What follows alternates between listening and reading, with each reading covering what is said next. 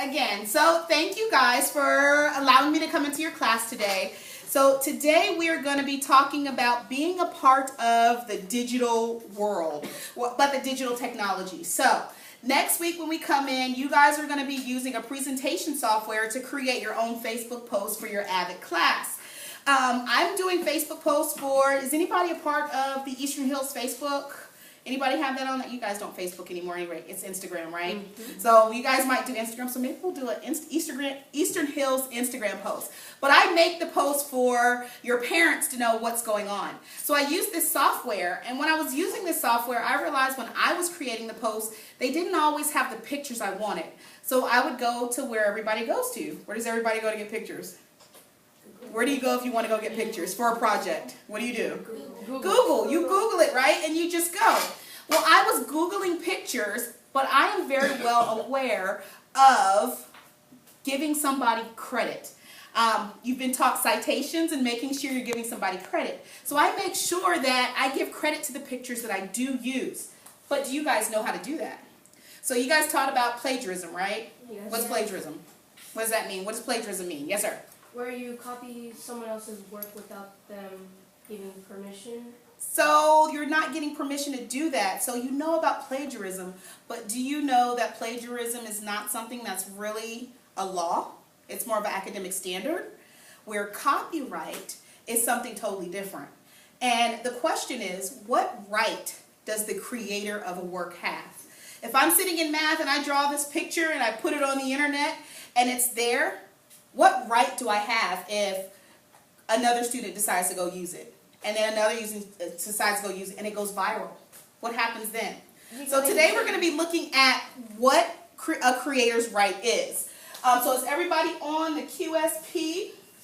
Yes. So the program that we are going to be using is Nearpod. So does everybody's screen look like that right now? Yes. All right, awesome. So what Nearpod is, it's an interactive PowerPoint. So we're gonna be able to get through this lesson today about digital citizenship and a creator's rights. That's what we're going to be talking about.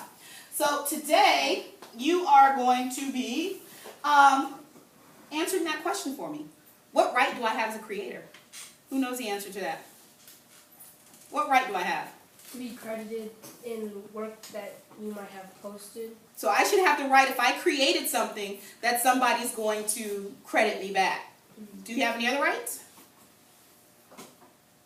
So you think that you should be able to just get credit. Let's see how well we go here. All right, so today we are going to be able to understand that copyright is a legal system.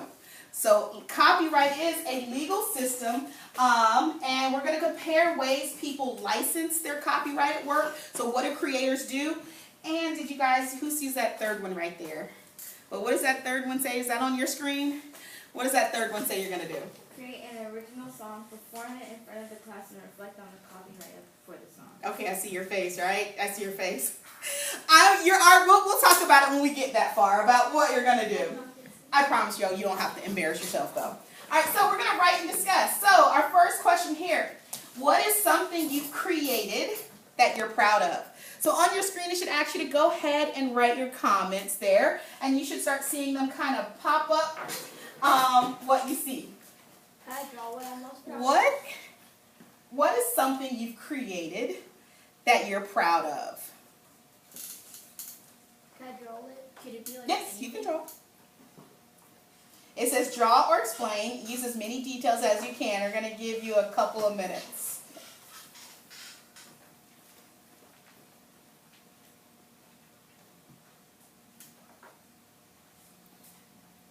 And don't think big. You can also think of a project. It could be something you did at home. It could be something that you've done with maybe you got your first set of Legos and you created something nobody else did. Like maybe it might be something that you did when you were 2 and your mom was so proud of you. So remember, creation is something that came from your mind and your hands. So it doesn't necessarily have to be, I created a 10-page book and had it on Amazon. It could be something small or big. So think back into those little parts of your mind. Bless you. Thank you.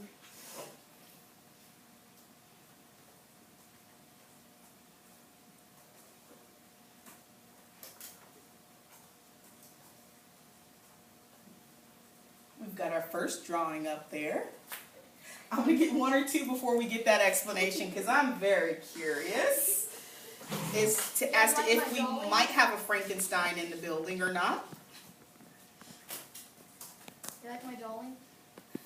It's of people. You're going to, while we're doing that, since he already has it up, well, let me give you a second. Let me give some wait time. Let's give everybody a minute. Oh, we got two of them. We got two of them.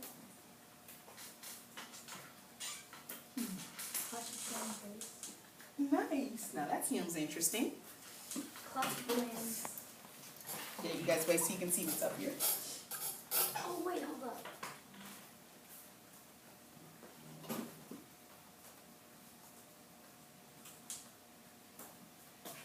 Oh, I missed the part of it. I'm changing mine. You thought of a better idea? Yeah. Okay. That is my masterpiece stick figure.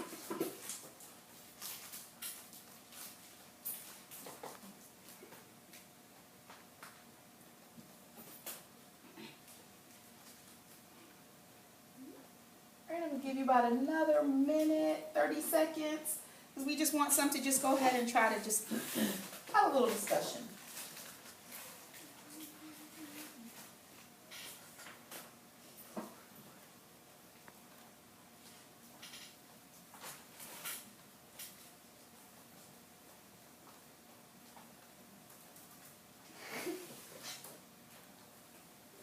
Did you press enter? Yeah, it took a while for the public the first time. Oh, okay. There it goes, it's changing. It changed. Okay. All right, while we have a couple of them up there and the rest of you are finishing it up, who would like to share with us which one we created? All right, tell me your name.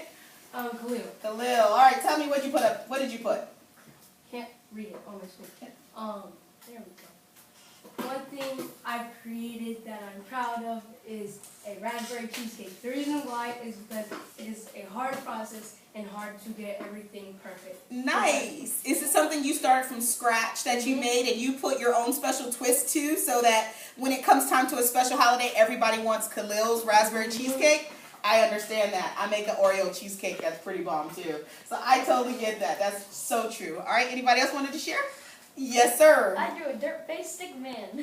You drew you said dirt face? Dirt. Oh, dirt. I got you. I'm with you. I know what dirt is. All right, and you created, tell me about your creation. Why is this your creation?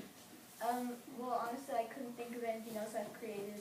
So this is something you create, you're good at creating something right off the cuff that's just you, nobody else thought about. Because nobody else has that picture there, right? Yeah. Nobody else has that picture, so yes, he just put up what his creation is. Anybody else wanted to share theirs? All right, yes, sir. And your name? Khalil. All right, Khalil. Clash of the Clan base. Base. Clash of Clans base. All right, tell me about Clash of Clans base. It's my babe on an app. So it's your base. Oh, like you have your own. Okay, I'm not Like familiar a with home. Clash of Clans, but I think I get this now. Everybody has their own base. Yes. You've created your. What's special about your base that nobody else's base has? My babe. It has your face on it. And why are you so proud of that base? I made it. You made it, and it's yours. That's a perfect answer right here. All right, one more. Lola. Lola, do you mind? Do you mind? Sure. Thank you. Okay. All right. Nice. So when I made an original poem for my dad for Father's Day, and I'm very proud of that. Now that is awesome. What's something about that poem that made it so original to you? I don't think anyone really had something similar to that. Something that was similar to your poem. So your own original work. That is absolutely perfect. So go ahead and move on our conversation. Oh, I'm sorry. Somebody had over here. We're going to have to add this one right here. They put the picture in and everything. All right. So Akira, she said created a NASA art sculpture and it was very huge. And she did a shout out to Avid. So I'm pretty sure your Avid teacher is super happy about that. So the NASA art sculpture, how huge was it? So like tall, it was almost tall as a person.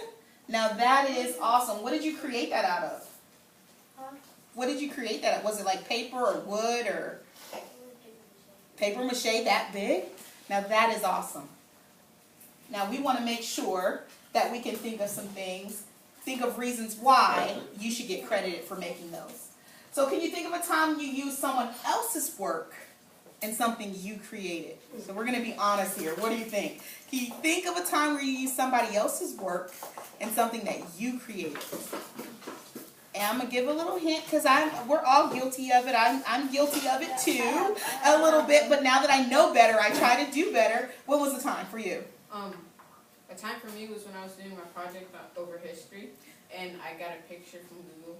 It happens, right? Yeah. Because you know it was going to make it better. And you don't think of it. You don't want to like not discredit, but you just use it in there because it's kind of an easy thing to do. I agree. That's kind of the same way that I use mine. What about you? I don't remember what grade it was, but I was doing a farm project in science, and one of the things that I used as a cow was a rock cow that my friend had created. So that already got it. So you got it from your friend and you put it in yours. Again, you didn't mean any harm. You just wanted your project to look really good, right? That's a good point. Yes, sir.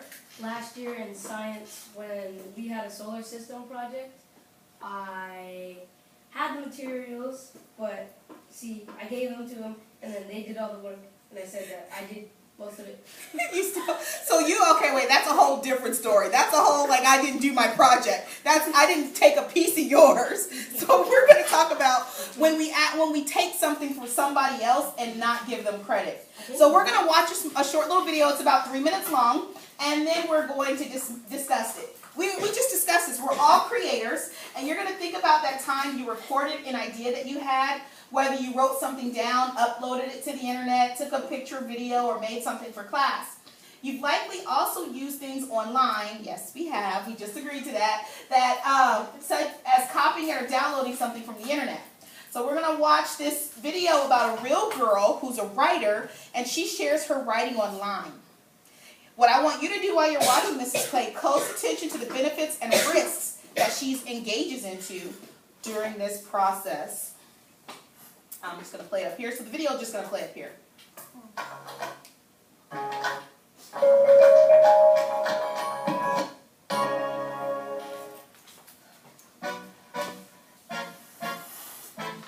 Well, basically I write on a website called Booksy.com, and what I do is I publish work on there to get feedback from people on the website.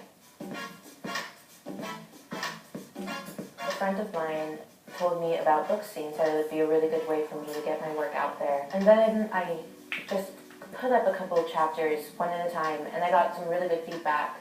So then I started putting up more and more work. You have a bunch of different people from a bunch of different backgrounds, and they have so many different points of view. As opposed to having friends that are going to generally have the same ideas, it's just more like you're sending it out into the world.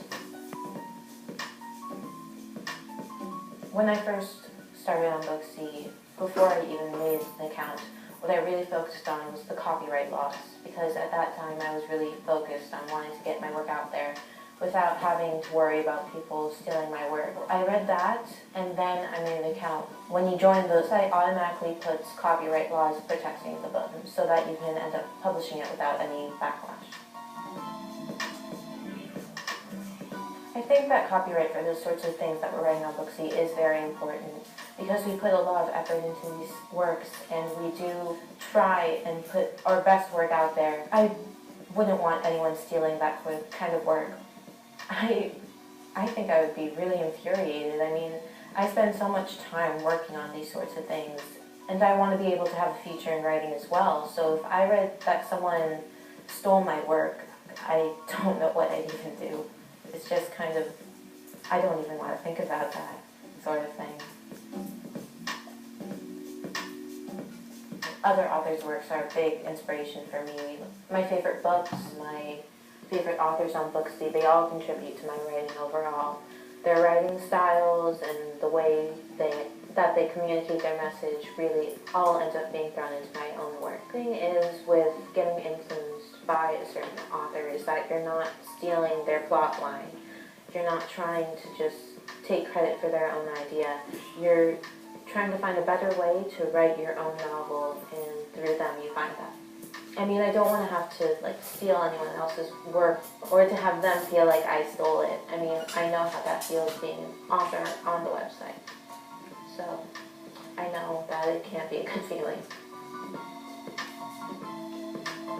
What's really great about the internet in general is that amateurs, people that wouldn't have the chance usually to have their work out there, is able to put it out and get comments and know that people actually appreciate what they're doing. You're getting a chance to become something more. And it's really, it is exciting. It's so exciting to be able to see people appreciating what we do. Whereas it would, if you were just keeping it to yourself, it would be just with your friends and your family.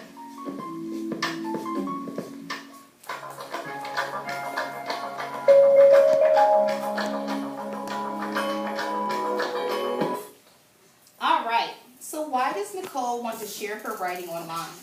What are some benefits for her? You should see your screen change to start to see some of your answers here. What does Nicole want to share? Or excuse me, why does Nicole want to share her writing online? And what are the benefits for her?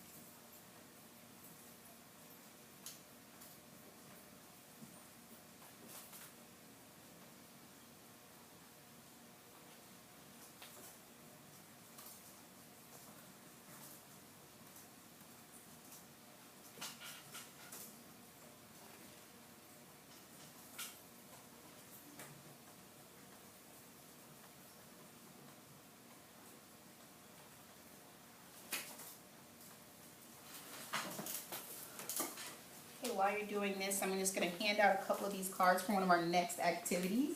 You might need some more. If you need some more, I will get them for you.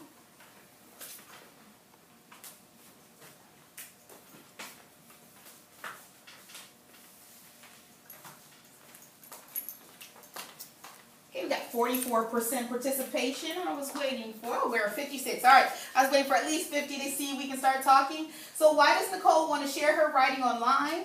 What are the benefits for her? One of the answers, so she can get feedback from people she doesn't know who won't say it's good to be nice. So,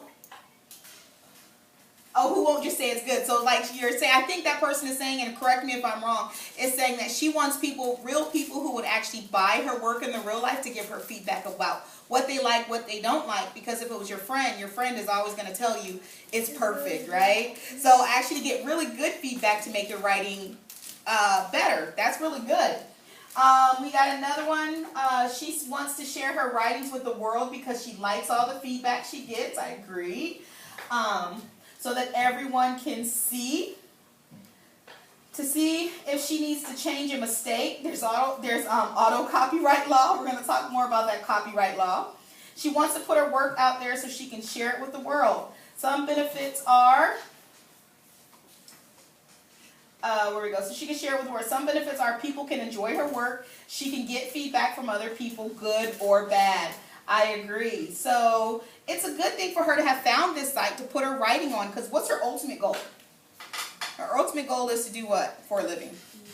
To be able to write. And what better way to get right at the end? I mean, than to have people give you the feedback. So what are you going to do? What are some risks What are some risks of Nicole sharing her writing online? Talk to your neighbor. What do you think some risks are?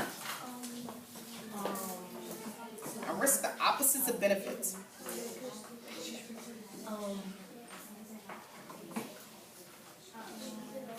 Like, what's a bad thing that'll happen? Someone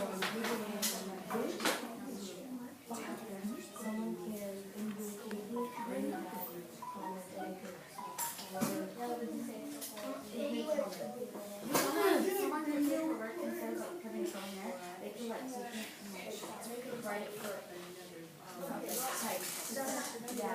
All right, clap once if you hear my voice. Clap twice. All right, which group came up with something really good they want to share with everybody? What was something that was good? Yes, ma'am. People could just like record it or type it while they're looking at it and they can still steal it. So they're recording her stuff as they're typing, and they make it their own. And they could just take it directly from them without giving her any credit. That's good. Yes, sir. Like, she could, if she doesn't, like, she couldn't get feedback, or good feedback, as good as the website would be, so she wouldn't be able to, like, better correct it. So a risk is, right, anybody's kind of like Wikipedia, right? Anybody could get feedback. So if you're getting a feedback from a 5-year-old kid and she doesn't know and it's not really good feedback, can she improve with that? Now that's good. That is really good thing. Who are you getting your feedback from? But another one, I think I heard a couple other groups. Somebody could really just take her writing and make it their own, right? Could really make it their own.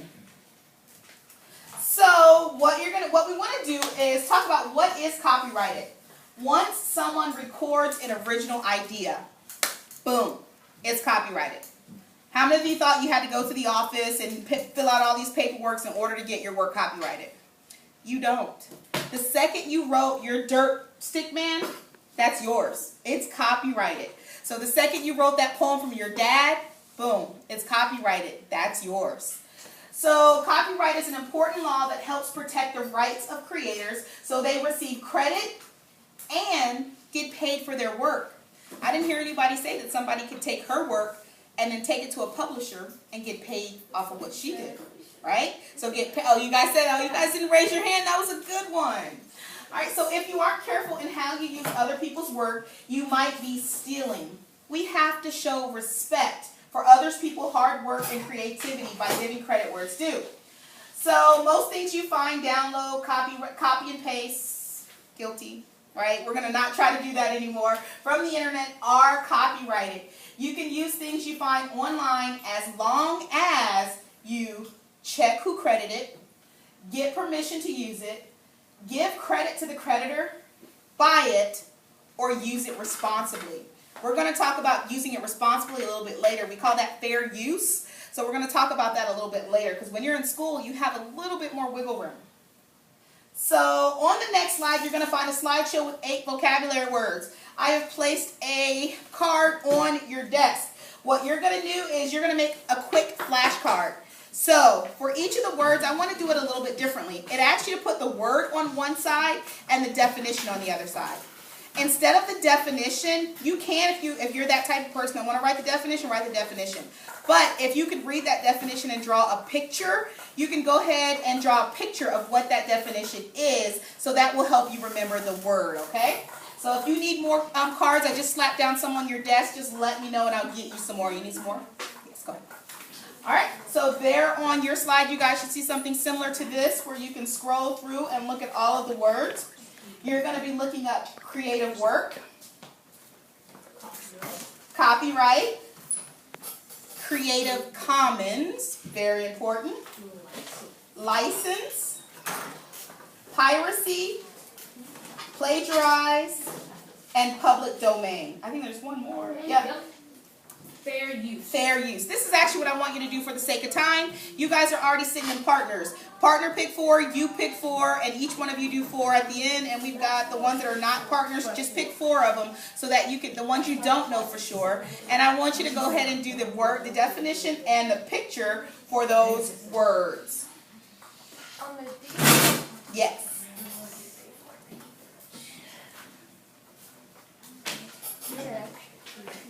All right, good. Just leave the extra on your desk. and just make sure the people that are next to you that you have an understanding of all 4 of these words. So remember, a quick sketch, it doesn't have to be, I don't want it to take 20 minutes. You can get through 2 minutes. So if you know a word, definitely just put them on the cards.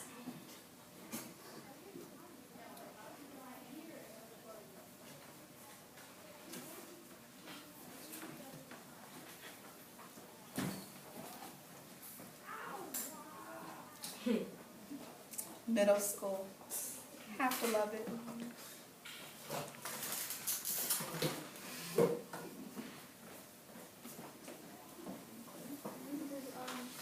Can we shorten up the definition? Yes, shorten them up. If you draw a picture, if it's one you know already and you're very confident in what you know, just write your word on one side of the card. If you feel like you already knew that exact definition, if you have ones that you're not sure and you're just learning them, either draw a quick sketch or write really the important words that will help you remember what that word means.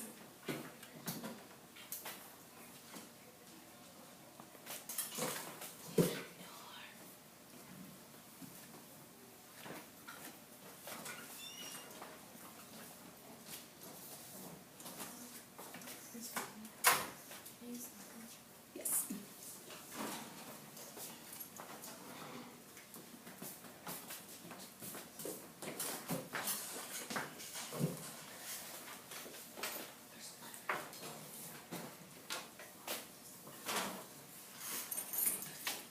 And we'll give you about another 2 minutes.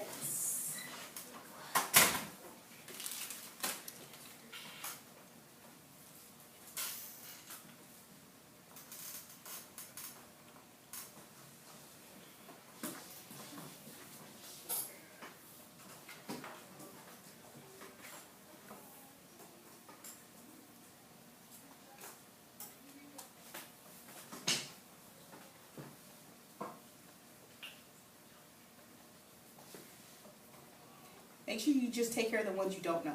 So if there's a lot of them that you do know, you got those. Don't just do the ones you don't know as a part, as pairs.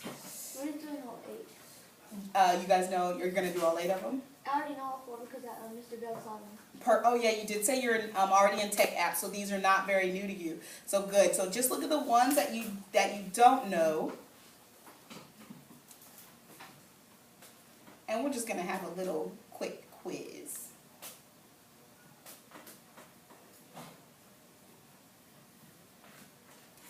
Out of all 8 of those words on your hands, tell me how many words that you did not know, first time hearing.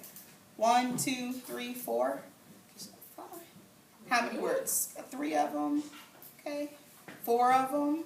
4 or 5 of them. 4. Okay, 4. Great. These are all words. As you guys becoming digital citizens, you need to be really aware of all of these words, especially when you're working on projects and technology assignments in here. And I know this wasn't like a lot of time to finish those definitions, but I think you kind of maybe have a good idea of what they mean. So I'm going to just move it along just really quickly for this next slide because I want to end with one more thing. So we've got those terms, right? We're going to go and we're going to look and see how well you can answer these. And we're going to answer them together. You're going to talk with your partner and then we're going to talk back together, right? Let's look at number 1. Amy decided to blank her paper for class by copying and pasting it from Wikipedia and saying she wrote it. Sorry, what do you think that is? Copyright. Copyright. So Amy decided to copyright her paper for class by copying and pasting it from Wikipedia. No, it's What? plagiarized. It would be plagiarized. What did copyright mean?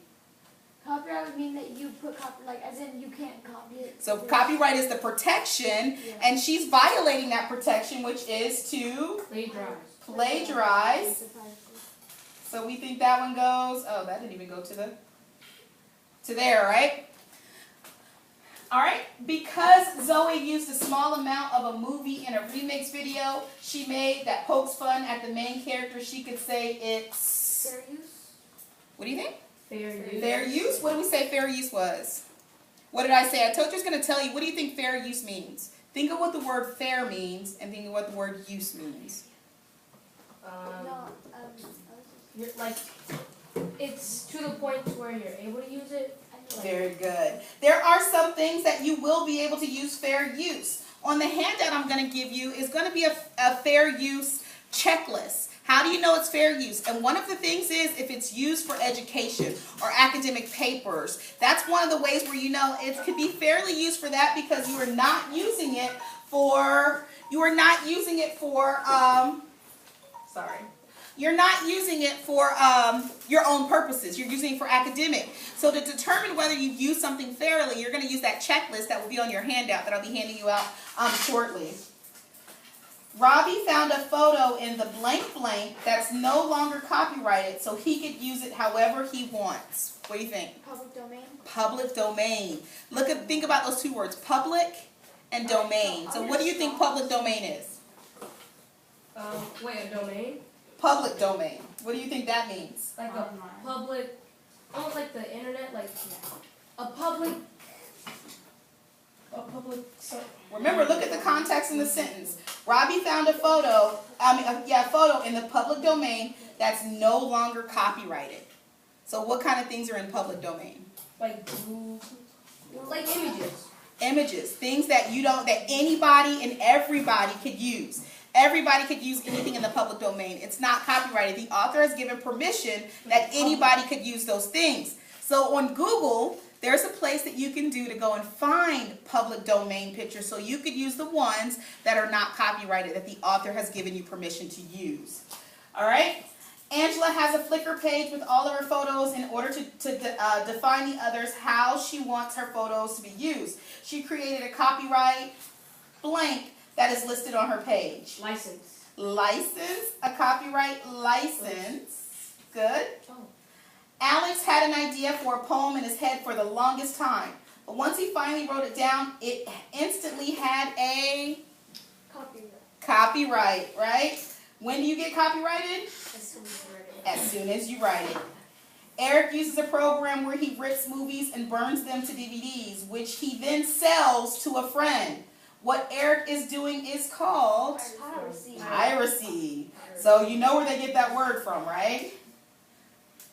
Piracy. What's the root word? Pirates. All right. When Dwayne used a kind of copyright to make it easy for others to copy and share his video, he was using Creative Commons. What did you guys learn about Creative Commons? Did anybody get to that word? No, I didn't get to it yet. All right, so I also have Creative Commons on here. It's an excellent place to get really good photos. Creative Commons is kind of like public domain. The author is giving you permission to use their pictures. So Creative Commons is a place where you have permission to use. Books, movies, music, websites, games, and pieces of art are all examples of Creative work. That one was hard, wasn't it? No. That was the most difficult one on there. Creative work. So I didn't get to, we're going to end here. You guys got to make the video, the card, so that you know the definitions. I'm going to give you a handout, and the handout is entitled, Can I Use It? Am I allowed to use it? And it's going to take you through some of the things that we talked about today, what a creator is, what copyright is, what's the difference between copyright and plagiarism, and that fair use policy. So you know if you're taking something off and you're using it in a certain way, you should be able to use it. So now that you guys are in middle school and you're using digital a lot, you guys need to be very aware that you can't just take or steal someone else's work. Thank you so much today, guys. You guys were an awesome audience.